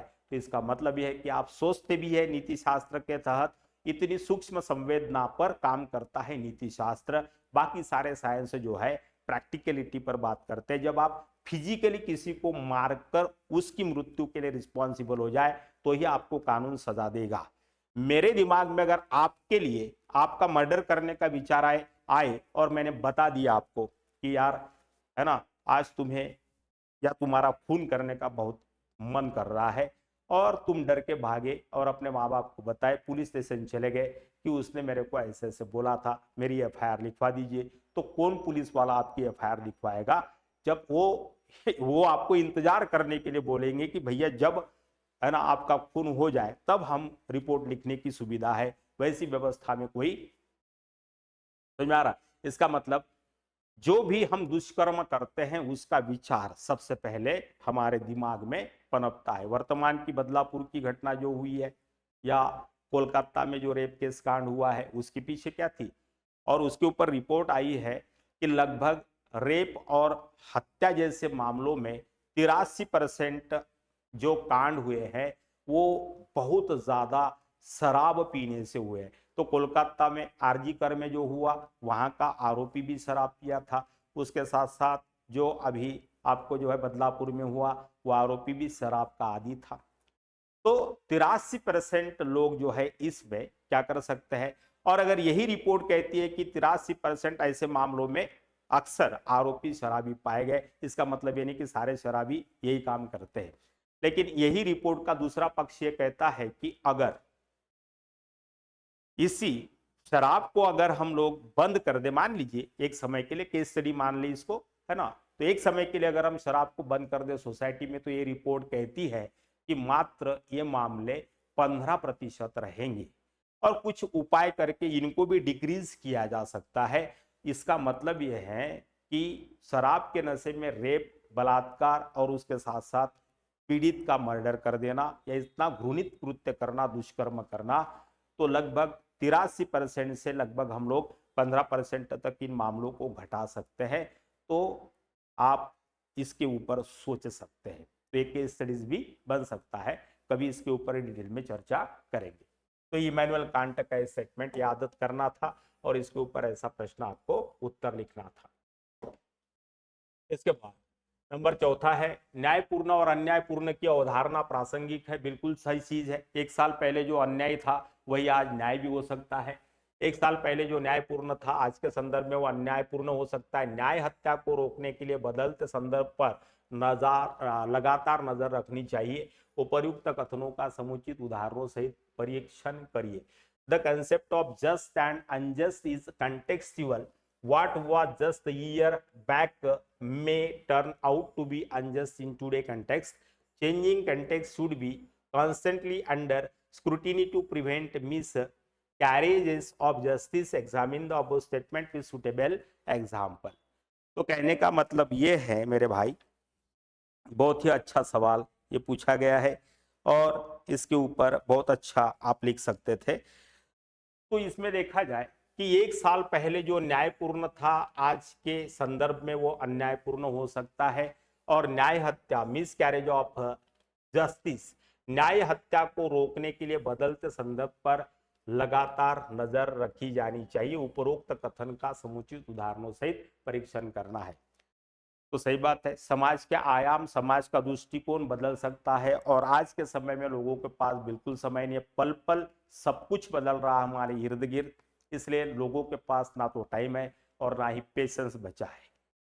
यही कारण है कि जब कोई आरोपी किसी घृणित आपको जो है कांड में फंसा रहता है या उसके ऊपर आरोप है, वो कबूली भी देता है और सब गवाह वगैरह उसके अपोज में होते हैं। तो जब जब ऐसा हुआ है, पुलिस ने बगैर न्याय प्रणाली के भी एनकाउंटर में उनको मार दिया। बंगलोर का केस आपको पता होगा, डॉक्टर का, सॉरी हैदराबाद का है या बंगलोर का है पता नहीं, 3 साल पहले जो हुआ था। अभी अभी महाराष्ट्र के बदलापुर में जो हुआ और मुख्य आरोपी का एनकाउंटर कल रात को हुआ। बंबई हाईकोर्ट का स्टेटमेंट आज के पेपर में छपा हुआ होगा। कई सवाल पुलिस राज पर उठे हैं। तो ऐसा क्यों हो रहा है कि लोगों का जन समर्थन इनको मिल रहा है? तो जस्टिस डिले और जस्टिस डिनाय। तो न्याय प्रणाली में देर से न्याय मिलना भी न्याय को नकारने जैसा है। इस कंसेप्ट की तरफ लोगों का एक जो है स्थिर दृष्टिकोण फिलहाल हो चुका है। तो जस्टिस को अगर बहुत दीर्घ तरीके से या बहुत लंबा आप खींचेंगे तो जस्टिस को नकारने के जैसा होगा। तो ये जस्टिस ही नहीं होगा, इस स्टेटमेंट का मतलब ये होगा। और जस्टिस डिनाय के ऊपर हम लोगों को और हमारी न्याय प्रणाली को यहाँ पर काम करना होगा। तो बदलापुर में जो हुआ उसके खिलाफ कोई आपको जो है नहीं बोल रहा है। इसके पीछे सबसे महत्वपूर्ण कारण था कि सब जानते हैं कि ऐसे केसेस में 8-10 सालों का सजा हो जाएगा, लेकिन ये ट्रायल पर आने के लिए ही 3-4 साल लग जाएंगे। इसको हमने दामिनी पहला 2012 का केस हुआ उसके तहत भी देखा था। तो न्यायपूर्ण और अन्यायपूर्ण की अवधारणा प्रासंगिक जरूर है, जो आज कहा जा सकता है। यही बात हम समलैंगिकता के कानून में 2017 से पहले कहते थे कि समलैंगिकता के ऊपर इस देश में बात करना पाप हुआ करता था, लेकिन कानून बनने के बाद इसको हम लोगों ने आदमी की आज़ादी या इंडिविजुअल की आज़ादी के पक्ष में ले लिया। और ये प्रत्येक का फ्रीडम है लाइफ को जीने का, कि अगर उसको समलैंगिक संबंध रखने में आपको जो है अच्छा लगता है तो उसको कौन रोक सकता है भाई। तो तो इन कानूनों के पीछे 2017 से पहले, तो 1823 के पहले सती प्रथा भी एक सामाजिक प्रथा थी, वो बहुत अच्छी मानी जाती थी, लेकिन उसके बाद इसके ऊपर आज कोई बात नहीं करता। बाल विवाह को भी हमने समाप्त कर दिया इसी तरीके से। तो कानूनों के तहत सामाजिक दृष्टिकोण बदल जाने पर कानूनों का सारभूत तत्व भी बदल जाता है, इसको हमें देखना पड़ेगा। उसके बाद क्वेश्चन नंबर 4B को अगर हम देखें यहाँ, तो मामले के सार, क्वेश्चन है कि मामले के सार को नजरअंदाज करके रूप के प्रति अविवेक की आसक्ति का परिणाम अन्याय होता है। एक समझदार सिविल सेवक वह है जो ऐसी शाब्दिकता को नजरअंदाज करता है और सच्चे इरादे से काम करता है। उपरोक्त कथन का समुचित उदाहरणों सहित परीक्षण कर रहा था। तो यहाँ पर सबसे बड़ी बात यह है कि मामले के सार को नजरअंदाज करके आज के मीडिया ट्रायल को देखेंगे हम लोग, तो आजकल कुछ अगर घटना हो गई तो मीडिया में ही इसके आगे की चीजें बताई दी जाती है, या ऐसा ऐसा हुआ है तो व्हाट्सएप यूनिवर्सिटी के माध्यम से लोगों तक वो इंफॉर्मेशन पहुंचाई जाती है। तो पोस्ट ट्रूथ ईरा में अभी हम लोग गुजर रहे हैं, इसको कहते हैं पोस्ट ट्रूथ ईरा। सत्य की अभिव्यक्ति को पूरी तरीके से ना जानकर यहां पर जो है आगे की चीजों को बता देना, समझ में आ रहा है। तो जो चीजें जो घटना के संदर्भ में हुए बहुत सारे वीडियोस बना देना, कुछ तो भी लिखना, कुछ तो भी किसी तरीके से जो है मीडिया के ट्रायल के माध्यम से बताना, ये वो सारी चीजें हैं कि जिसका कोई मतलब नहीं है। और ऐसा एक वातावरण पैदा करना सरकार के खिलाफ या सरकार के पक्ष में। तो यहां पर यह बताया गया है कि प्रशासक भी एक इसी समाज का हिस्सा होने के कारण इस प्रकार के मीडिया ट्रायल और इस प्रकार के अनासक्त या अतिवांछित या अवांछित दबावों के आगे न झुककर प्रशासनिक अधिकारी को प्रशासनिक नीति के माध्यम से संबंधित घटना पर किस तरीके से निर्णय लेना चाहिए, तो इसको नजरअंदाज करता है और सच्चे इरादों से काम करता है।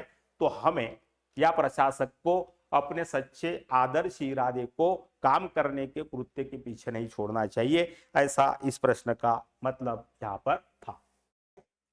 क्वेश्चन नंबर 5A की चर्चा करेंगे हम लोग।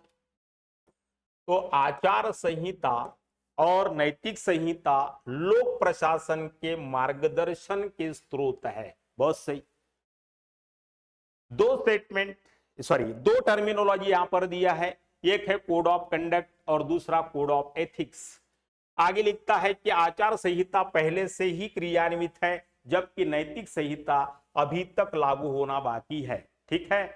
शासन में सत्यनिष्ठा, ईमानदारी और पारदर्शिता को बनाए रखने के लिए एक उपयुक्त आदर्श नैतिक संहिता का सुझाव देना था। तो सामान्य तौर पर नैतिक संहिता पर और आचार संहिता पर ज्यादा से ज्यादा 8-10 शब्द आपको लिखने थे। ये किस प्रकार मार्गदर्शन के स्रोत बनते हैं। आचार संहिता तो पहले से तय है, आपको सब पता होगा। कोड ऑफ कंडक्ट लागू हो जाता है, देश में इलेक्शन शुरू होता है तब 1 महीना पहले।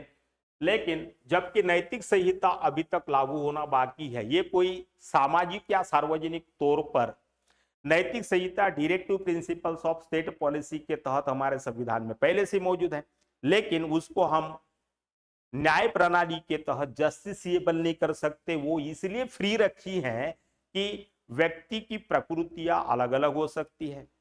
कानून सभी के लिए एक जरूर हो, कोड ऑफ कंडक्ट में कानून सभी के लिए एक हो सकता है, लेकिन नैतिक संहिता में सभी प्रकार के कंडक्ट एक नहीं हो सकते, वरना हिंदू धर्म में ही अनेक प्रकार की विचारधाराओं का ऐसा जमावड़ा देखने को नहीं मिलता।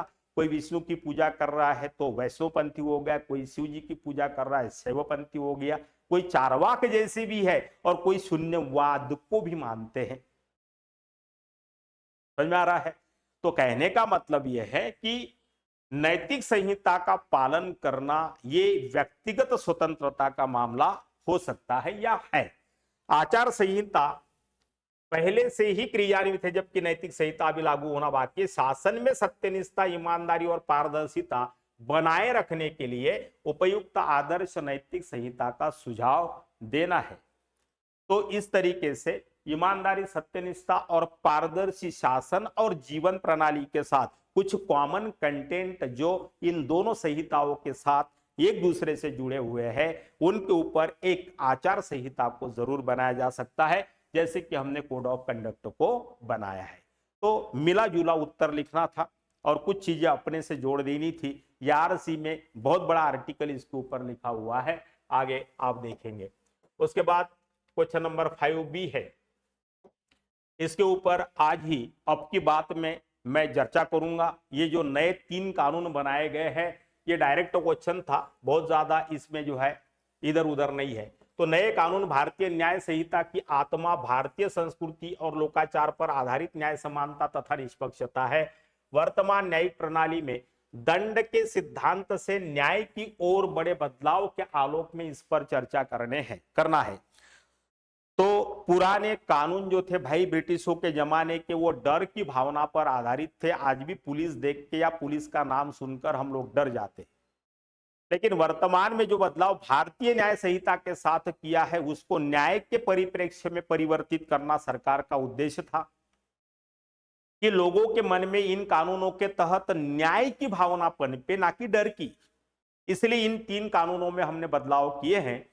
यहां पर जो क्वेश्चन की डिमांड है आपको कि नए कानून भारतीय न्याय संहिता की आत्मा भारतीय संस्कृति और लोकाचार पर आधारित न्याय समानता और निष्पक्षता है। ये 3 कोड ऑफ कंडक्ट ये बदले हुए कानूनों के तहत अभी हम लोगों ने इम्प्लांट किए हैं।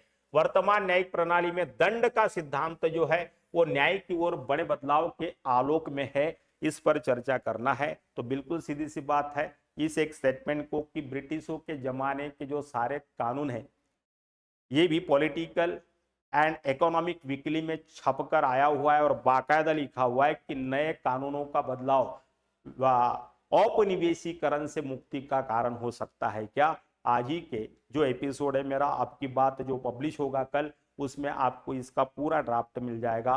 कृपया सब्सक्राइब करना, देख लेना चैनल को, और हर सप्ताह किसी ऐसे विषय की हम चर्चा करते हैं जो कि सामाजिक, आर्थिक, राजनीतिक, अंतरराष्ट्रीय सभी हमारे सिलेबस के साथ यहाँ पर टच करता हो। चला जाए क्वेश्चन नंबर 6A में चलते हैं, और क्वेश्चन है आपको कि भारतीय संस्कृति और मूल्य प्रणाली में लैंगिक अस्मिता के बावजूद समान अवसर प्रदान किए गए हैं। पिछले कुछ वर्षों से सार्वजनिक सेवाओं में महिलाओं की संख्या लगातार बढ़ रही है।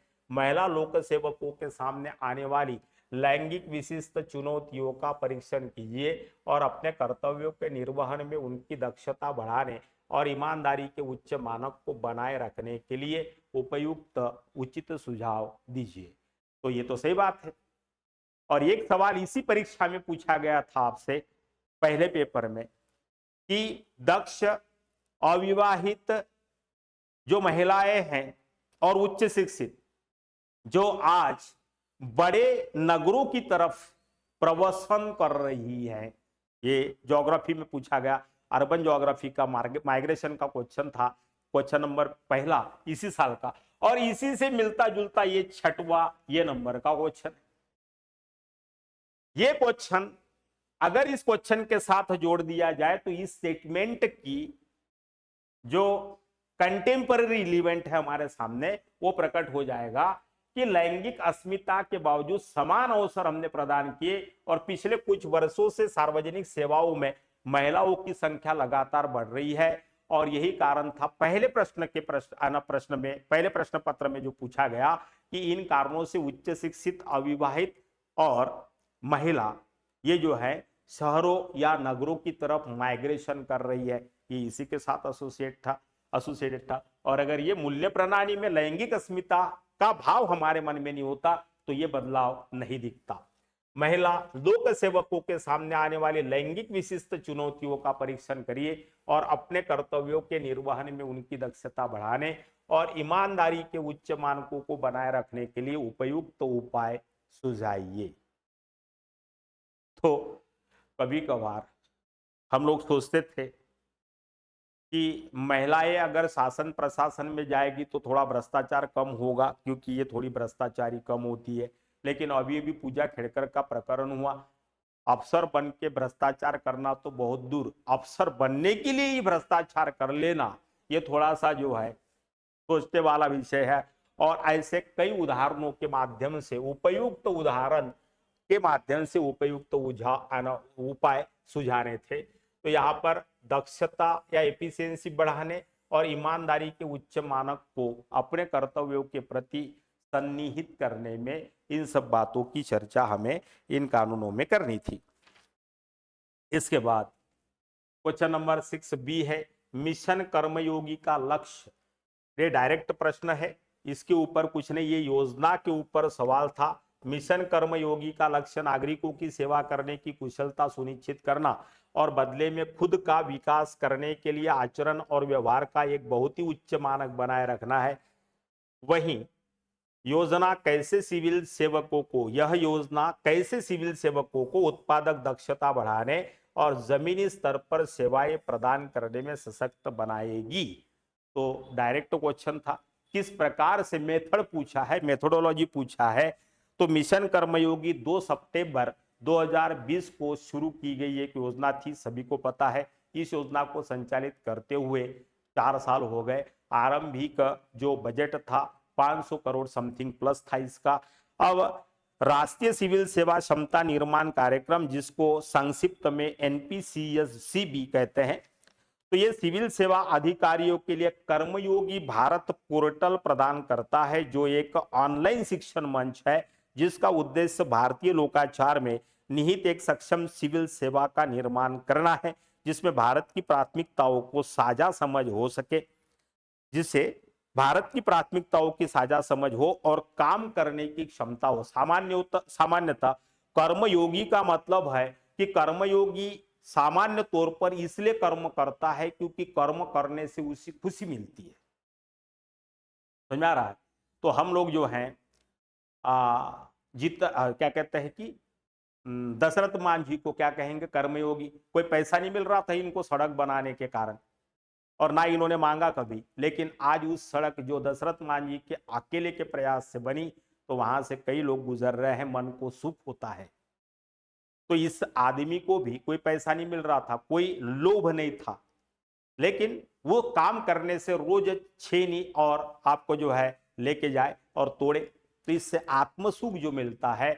तो कर्मयोगी उसको कहते हैं कि कर्म करते रहता है, फल की इच्छा नहीं करता, फल निष्पत्ति का कोई भी उद्देश्य इसके पीछे नहीं होता। तो ये जो एक संहिता कर्मयोगी के या इस पोर्टल के पीछे बनाई है, तो सामान्य तौर पर अब आगे प्रशासनिक अधिकारियों ने किस प्रकार से अपना आचरण रखना चाहिए। अब तक तो ड्यूटी को कर्तव्य समझकर करते थे, लेकिन शासन या गुड गवर्नेंस या सुशासन की डिमांड यह है कि अब अधिकारियों को या प्रशासनिक सेवा के कर्मचारियों को केवल ड्यूटी या कर्तव्य के रूप में इस सर्विसेज की तरफ नहीं देखना है, और कर्मफल से निश्चिंत या विमुक्त होकर जो है सिर्फ काम करने पर फोकस करना है। तभी सुशासन की व्यवस्था जो है जमीनी स्तर पर यहाँ पर प्रस्थापित हो सकती है। चाणक्य नीति में भी ये कहा गया था, और उसका स्टेटमेंट भी आप इसमें एग्जाम्पल लेकर, तो चाणक्य नीति में कर्मयोग का मतलब सिर्फ दान से हुआ करता था, और ये कोई भी हो, राजा से लेकर छोटे से छोटे कर्मचारी तक किए जाने वाले कृत्य को समाज के लिए किया जाने वाला दान समझते थे। समझ आ रहा है? तो चाणक्य नीति के तहत यह कर्मयोग जो है, लेकिन सरकार का दृष्टिकोण 2020 में इस योजना का या इस मिशन को संचालित करने का यह था कि कर्मयोगी कर्म का त्याग नहीं करता, वह केवल कर्मफल का त्याग करता है और कर्मजनित दुखों से मुक्त हो जाता है। उसकी स्थिति इस संसार में दाता के समान है और वह कुछ पाने की चिंता कभी नहीं करता। तो प्रशासनिक अधिकारियों से सरकार और समाज दोनों ये चाहते हैं कि कुछ पाने की इच्छा सरकार और समाज से प्रशासनिक अधिकारी ना करे। तो इस प्रकार का ये भी एक नैतिक आचरण ही है, और इसको हम नैतिक संहिता भी कह सकते हैं। तो इन सारे एग्जाम्पलों को सेट करके आराम से इस योजना के बारे में आप 150 शब्द 10 नंबर के लिए लिख सकते थे।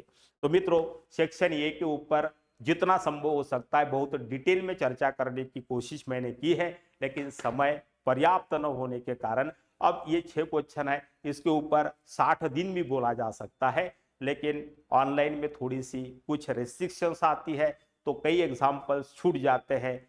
आगे कभी इनकी चर्चा करेंगे और सेक्शन बी को लेकर पार्ट 2 में फिर से मैं आपके सामने हाजिर हो जाऊंगा। लेकिन उसके पहले चैनल को सब्सक्राइब करिएगा, लाइक करिएगा, शेयर करिएगा। कुछ सुझाव होंगे कमेंट के माध्यम से बताइएगा। हमें आपके कमेंट करने से, आपके लाइक करने से, आपके सब्सक्राइब करने से मुझे बहुत हौसला मिलता है। ऐसे ही चर्चा करते रहेंगे और ये सारा का सारा फ्री ऑफ कॉस्ट है, इसलिए आपको कुछ नहीं करना है, अपने मोबाइल पर जाकर जो है सिर्फ बटनें दबानी है। तो इतना सा रिक्वेस्ट होगा। मिलते हैं नेक्स्ट सेशन में पार्ट बी में, केस स्टडी को लेकर फिर इसी विषय के मैं लेकर आ रहा हूं आपके सामने। तब तक के लिए थैंक यू एंड जय हिंद।